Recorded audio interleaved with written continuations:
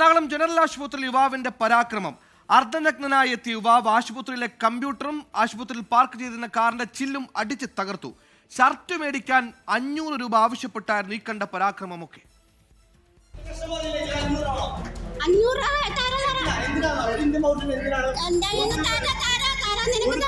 ഉച്ചയ്ക്ക് 12 മണിയോടെയായിരുന്നു സംഭവം.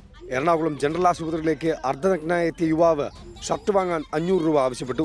പൈസ നൽകാൻ ജീവനക്കാർ തയ്യാറാകാതിരുന്നതോടെ ആശുപത്രിയിലുണ്ടായിരുന്ന കമ്പ്യൂട്ടറുകളും ആശുപത്രി പരിസരത്ത് പാർക്ക് ചെയ്തിരുന്ന കാറിന്റെ ചില്ലും അടിച്ചു തകർത്തു. ആശുപത്രിയിലെ പുതിയ ബ്ലോക്കിന്റെ റിസപ്ഷനിലുണ്ടായിരുന്ന കമ്പ്യൂട്ടറുകളാണ് തകർത്തത്.